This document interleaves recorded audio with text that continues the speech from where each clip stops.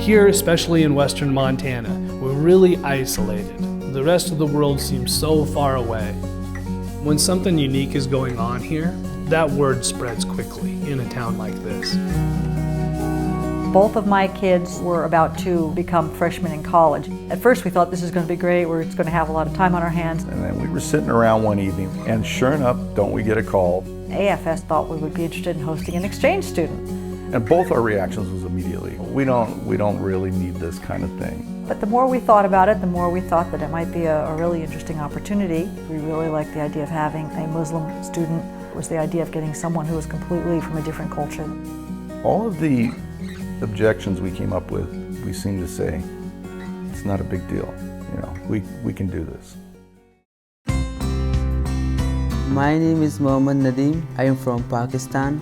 I wanted to go to a new country because I never been in another country, and I wanted to see some other people and some other culture. Now I'm going to America, like so happy, just like I've been selected and now I'm going to America. It was my dream. Nadeem is an amazing kid. He arrived completely open to anything, wanting to experience everything. First thing he asked, what should I call you? Should I call you Mom and Dad? And we said, yeah, if you're comfortable with that, we're comfortable with that. My dad and my mom decided to show me the old town. They showed me the mountain, and then we went to the downtown. We had sort of a big holiday the next day. And the next day he started school.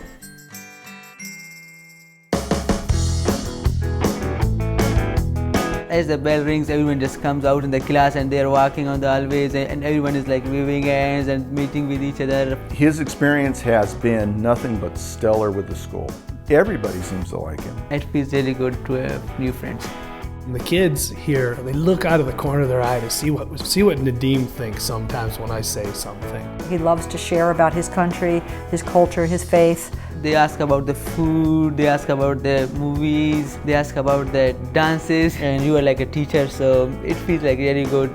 I've noticed a change in our students. He's generated an interest in that region, in that religion. I wish that we could have this type of student come here every year. We were a little bit smug, thought we'll bring this kid in, help the community see a bit of the world, and I think is what Nadeem learned was how great America can be. We decided to take a trip back east to Boston and visited my son at college. We spent 5 days in Manhattan, and that was huge for him. We've tried to introduce him to a lot of recreational activities. All the little holidays and big holidays we've tried to really make a big deal out of so that he gets a flavor for that. My host mom, she's really good in English, so she helps me if I need some help. My dad told me how to play basketball, he helped me, I learned some moves. You think that, oh, I have a new family, I treat them like my own parents, my own mom and dad. Yeah, so it feels good.